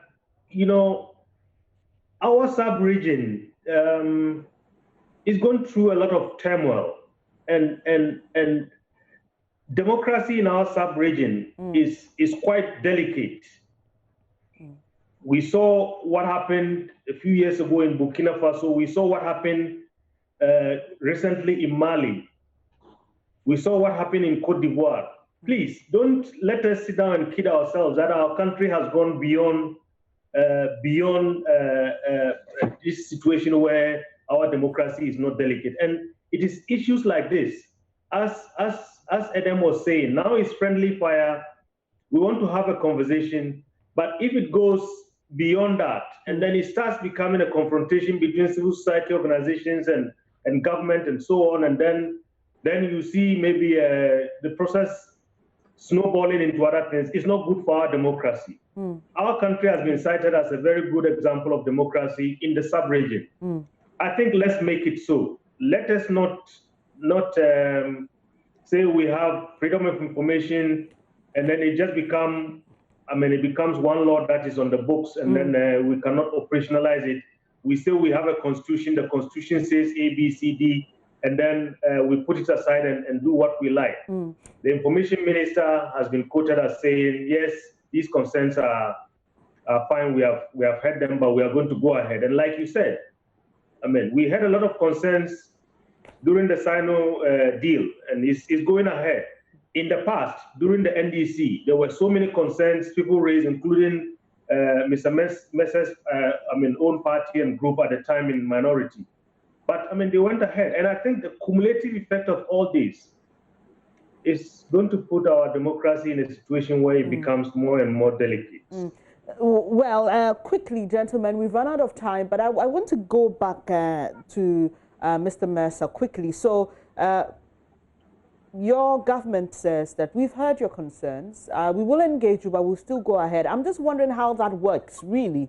So you're still going to go ahead, and then you're engaging the CSOs. And when you arrive at a conclusion, what happens? I just feel that it's just going to be a back and forth. Just explain to us how that's going to work. I don't think that there's going to be a back and forth at all, because the engagement really is to explain, to the civil society organizations what the rationale and the structure of this transaction really is. Because, like I said, to quickly respond to the point that my good friend Rashid made, I'm not seeking to equalize at all. Indeed, the road fund collateralization took place under the NDC. The energy sector levies collateralization took place under the MPP. And indeed, the GET fund collateralization also took place under the MPP. So I'm not seeking to suggest that because the NDC did some transactions that we are doing this now, that should be sufficient. No, I'm saying that the nature of transactions by way of collateralization of future proceeds is not new, and that both governments have done these same transactions, except that the only distinction with this one is the vehicle that we are using, which is not to raise debt, but to raise equity and pay dividends from to investors who participate in the process. All right. So you said the engagement. To quickly to Adam, that look, Adam, I don't think that this is shrouded in any secrecy at all. If you look in the budget statement of 2017, 2018, 2019, it is in there in black and white. The bill was gazetted and published. That is open. The process of coming to Parliament for the consideration of the bill was published. It was open. Those who desired to submit memoranda were not prevented from doing so. Indeed, Parliament passed the bill in 2018. Post that, the minister came to Parliament in 2019 in paragraph 217 of the 2019 budget. It's there in black and white what it is that government seeks to do post the passage of the bill. So I don't think that this is some kind of tango with civil society. But also, civil society, I urge to recognize that, look, we have a government that is mandated to carry out a specific function. By all means, they would engage, but that if they engage and do not accept your view, that doesn't mean that they have erred. I would only urge that we collaborate, have a discussion on some of these things, and leave the government, which has a mandate, to then execute its decision. Okay, so is that to suggest that, per what you just said, you'd engage civil society to explain to them what Absolutely. But you're not open for any input or any adjustments. But of course, they can make an input. I don't have a problem, because what it is that Parliament has done is to give the Finance Ministry and the Minerals Income Investment Fund approval to carry out the transaction as submitted to us. Okay. As we speak, the listing of the company hasn't taken place. Okay. So if some input comes in that, then it makes the structuring better, the prospectus better. By all means, I'm sure that the appropriate individuals who are officials involved will take those considerations on board. Okay. But this transaction cannot be said to be bad. It is a good deal. And we need to appreciate what it is that we are seeking to do and collectively lend our support. I am happy to have a consensus, a broad-based appreciation of the issues and the support of key stakeholders. But with respect to the NDC, we know what it is that they are seeking to do.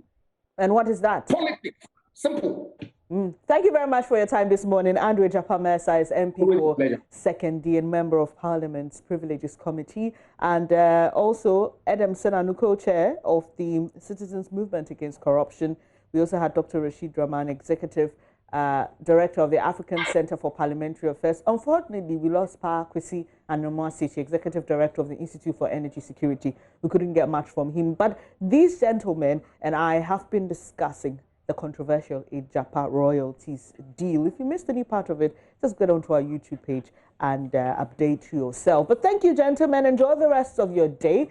But coming up shortly here on the AM show, I'll be hosting the Alliance for Women in Media Africa. We're going to be having a conversation of the status of women in the Ghanaian media. You want to stay for that.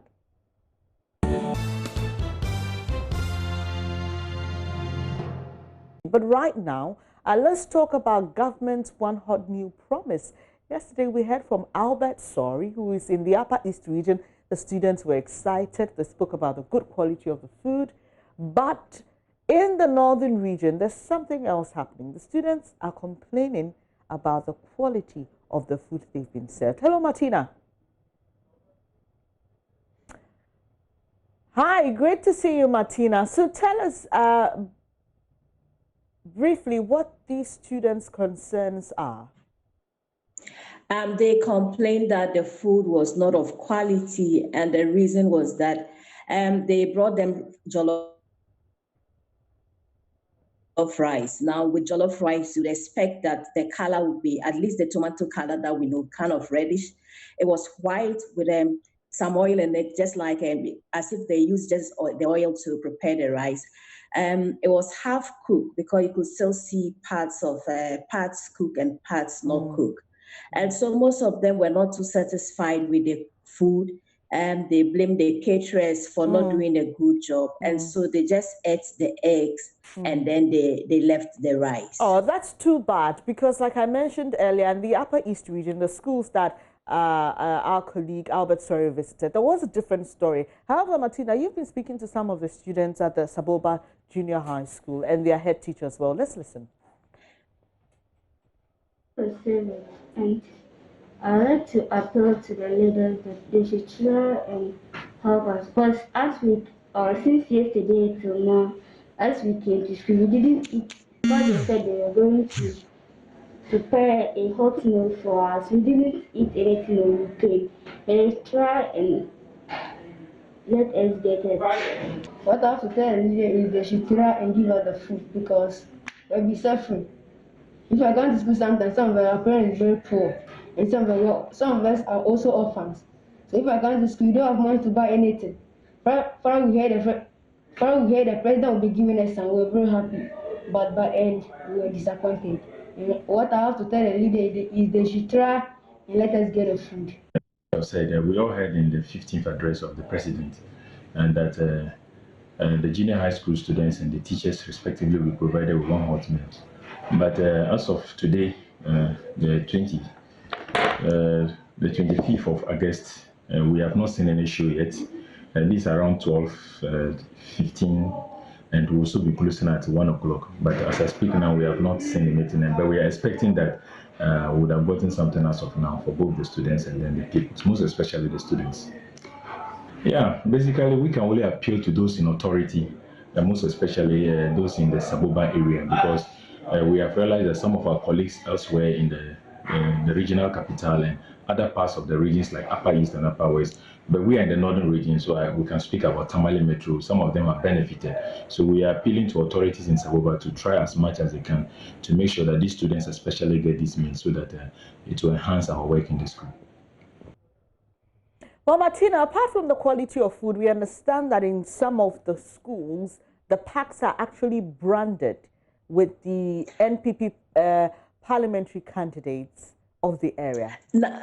Yes. Now, Saboba yesterday, they didn't get food at all. Okay. And for the past 2 days, they haven't had food. But I spoke to the DC this morning, and he says that they have made arrangements, and then they would begin serving them the hot meal today. But did he tell you why they had missed the first 2 days? Talks about they making amends for the other days that were lost. He says that what they will do is they'll give them breakfast and lunch for 2 days to make up for what is lost. That's for Saboba. Now, when you come to Tamale Metro, it was in Tamale Metro that we had issues of the branding, and that's at one of the basic schools, that's St. Joseph's Basic School. The children were not too happy that the food came in branded party colors. They thought that they were mixing too much politics in everything, and they as students should not be used for politics. And Martina, I believe that is the same school you spoke about the quality of the food, because we can see what you described, the color of the jollof rice. But Martina, we know that the gender ministry, which is in charge of this project across the country, says they will investigate the issue of the quality of food and also the branding of the packs. But have you been getting any direct response from the school feeding directorate in the area? Not yet. It's a bit early yet. When I'm heading towards the officers this morning, and so the details will be getting it towards the afternoon. Right. Thank you very much. Martina Bugri is our Northern Region correspondent. She's been bringing us some details on some information we picked up yesterday regarding the quality of food being served in the Tamale metropolis and in Saboba. If you live in any community or you are a beneficiary of government, 1 free hot meal a day for teachers and junior high school students, Kindly let us know what you make of what's happening in your area. You're watching the AM show with me, Bernice Abubedu-Lansa. Shortly, we'll be having a discussion about women in the media. I'll be joined by a convener of the Alliance for Women Africa, Shamima Muslim. You don't want to miss that. Do stay.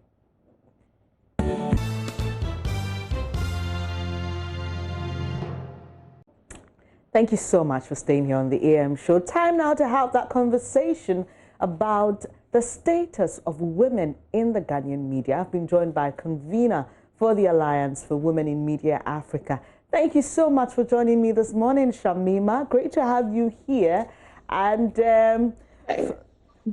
for many like myself, I strongly believe this has been a long time coming. This is a report on the status of women in the Ghanaian media. But help us understand, really, is it about women who work in the media or the representation of women in the media? Right. So it's actually good morning. Let me start off. And it's been a bit, and it's good to see you back on the screens as well. Thank you. So yes, as the name suggests, is actually a report about women in the media itself. Okay. Because often we tell stories of other people and we don't turn the spotlight onto ourselves.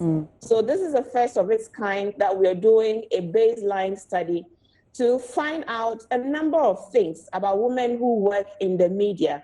Now, the reason why this is important is that there is a general poverty of data, and there is a gap in in data covering most essential parts of our society. The media is a critical component of our society, you would agree with me. And if we don't understand who is in the media, who is telling stories in the media, the stories that we tell, the images that we use, the voices that we use might not be reflective of the complex diversity of our society. And so it became really important very soon, very early on in the life of the Alliance, to find ways of conducting this research. And we are really happy that at least finally we have a certain source document, baseline information that will help us understand who is in our media. How old are they? What are their challenges? What are their perceptions about their pay, their work? Is there discrimination in our newsrooms? Is there gender harassment, for instance, in our newsrooms? Are women generally safe online or not? So we sought to ask a number of these questions, and it makes an exciting finding. We know that you'll be launching that report soon, but I mean, just reading the subtitle, providing evidence for gender equality and advocacy, I'm tempted to believe that the findings of your report are not too positive, are they? Oh, it will surprise you. The picture is not as stark as, the anecdotal inferences and the sentiments that we express on a daily basis reflect. It's not as stark. Okay. I would say that there's a lot of room for improvement. And because this is a quantitative study, the researchers will tell you that quantitative studies have their limitations because you're unable to do in-depth interrogation of the responses. Most are closed-ended questions. So again, if the researcher, if the respondent is not too comfortable with the researcher, they might not even present the real picture on the ground. Okay. But what is exciting is that globally, there are similar reports that show the status of women. There's a global status of women in media report that was commissioned a number of years ago by UNESCO, by the International Women's Media Foundation. The general statistics are that there is underrepresentation of women in the media and across different parts of the media strata. They also found generally that men often earn more than their female counterparts. And you just need to do a cursory scan of our media landscape to come to similar agreements. Because if you take primetime programming, the face of most primetime programs is masculine. And it also would relate to the remuneration thereof. So it is important to know why. For example, when we asked about the career, the qualification of many women, we found out that very few women have advanced degrees like master's and or PhD. And to the extent that we are not adding capacity, we might not then be able to take up extra or additional duties that is required at the management and leadership levels in our newsroom. What is rather stark is the almost or near absence of women at top management, leadership, and ownership levels. Now, we were told, if you take a look at this report that I have, it's African Media Barometer report. It's a first homegrown analysis of the media landscape in Africa. When they came to Ghana, they asked a number of questions. One of the questions was, is media able to fairly represent the voices of society and its minorities in its ethnic, linguistic, and religious diversity? And the answer was no. Now, research has shown that this is as a result of the lack of diversity within the newsrooms in itself. So you would see that if the newsrooms themselves were balanced and diverse, it will be easier for us to tell diverse stories to represent the complexity of our society. But this is not the case. So this report is to provide that baseline evidence that will begin conversations on engaging the stakeholders in the industry, government, media owners, media managers.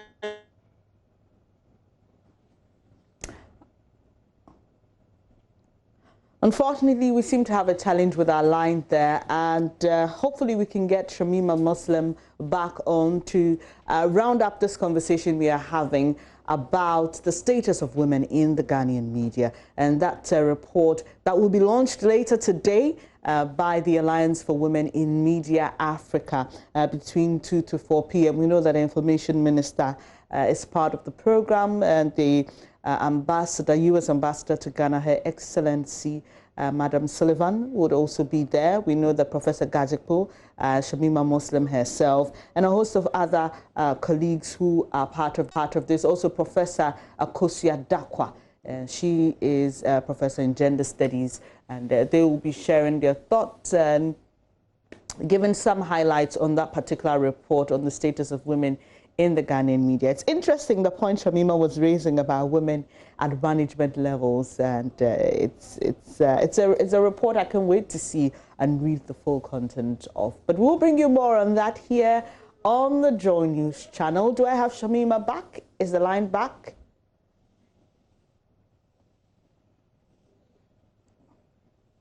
Hi, Shamima, I can hear you. Sorry, we lost you there, but you were talking about the disparity between the number of women in management level as compared to their male counterparts.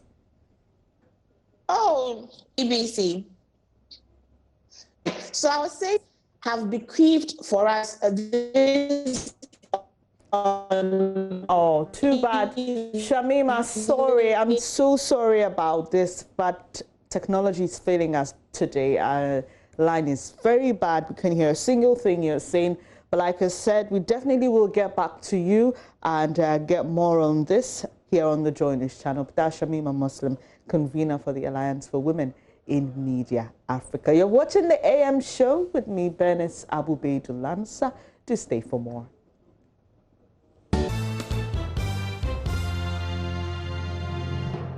And you're welcome to the Showbiz segment right here on the AM show. Now we're talking about rapper Guru, and he's back in Ghana after spending almost 6 months in America. My colleague Doreen Avio caught up with Guru, and he shared his struggles being locked down in the States after plans of staying for just 2 weeks. It's been like 5 to 6 months ever since I left Ghana. And the whole idea was, it was just about a holidays, kind of a vacation.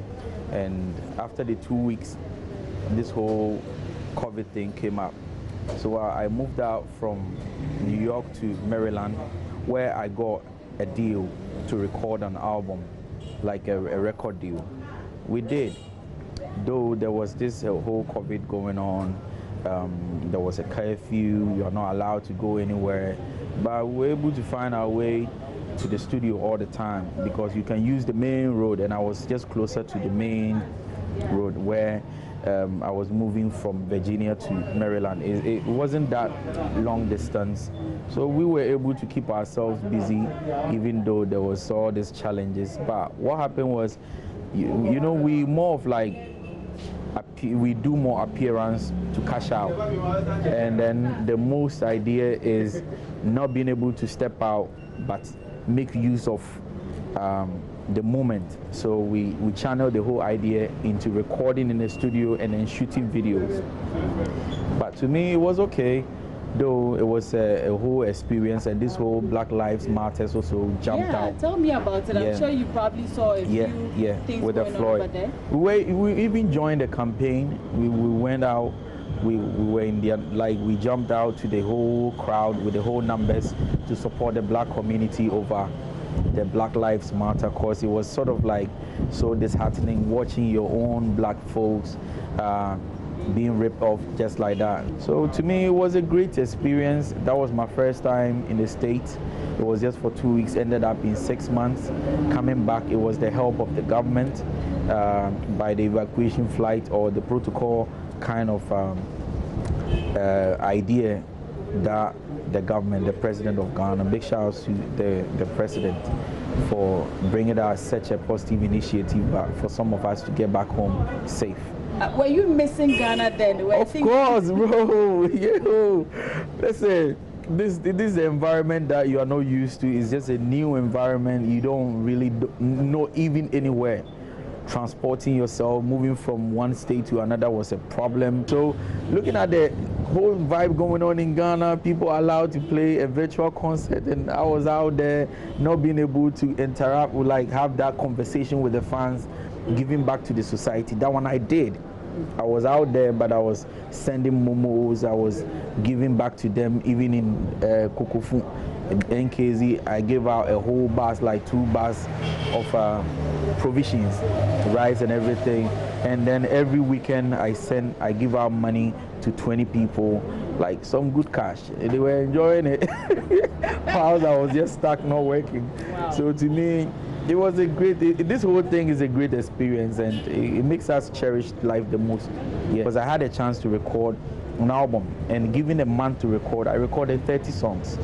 And this is a studio where the Future and the Wale's record. Even his album, some of the works took part there. And this is a studio that the Kendrick Lamars and the Rick Rocks record. So having the opportunity to be part of that whole production, it works. Not like the normal studio vibe we get. This is a whole, like, I would say a whole production house, like multimedia, and everything goes in there. The video shooting, recording, 3 different studios, and I had a chance to meet different acts from the Jamaica and everywhere. So to me, though I wasn't active, like I wasn't here in Ghana, but I was also joining or gaining some sort of experience. And it's almost time to leave you and wrap up the AM show. But thank you so much for your company. Information is a great source of power. While we celebrate Graphic at 70 and counting, we also believe our content, which is accepted as truth and accuracy every day, should be accessible on the go. Access your favorite daily graphic and our weeklies, that's The Mirror, Graphic Business, Graphic Showbiz, Junior Graphic and Graphic Sports and Graphic News Plus app, and enjoy up to 30% discount on your daily, weekly, monthly, quarterly, half-yearly or annual subscription as best suits your wallet. This offer is on until October 31, 2020. Don't miss it. Download Graphic News Plus app on the Google Play Store or App Store as you remain abreast of and keep pace with the changing times on the go. Please Stay safe, stop the spread, and always be the bearer of credible news from the Graphic Communications Group Limited. Graphic, truth and accuracy every day. Graphic News Plus, connecting people through news. Subscribe to Graphic News Plus for timely news on the go at 30% off download on Google Play Store and on the App Store. Well, that'll be it from the team. Thank you so much. But before I go, a very happy birthday to Dr. Opokuware Amponsa, or head of the Plastic Surgery Department of the Kolebu Teaching Hospital. This is coming from Seth Kwame Boateng. Apologies, we couldn't bring you Roland from Dome Farsi, where some military men were wounded after a clash over land with some indigents there. This is the JoyNews channel, and you know, we don't only end with the AM show, there's subsequent bulletins, so we definitely will bring you an update on what's happening there. But from the entire team and myself, Benis Abubedu Lansa, do enjoy the rest of your day and stay with us.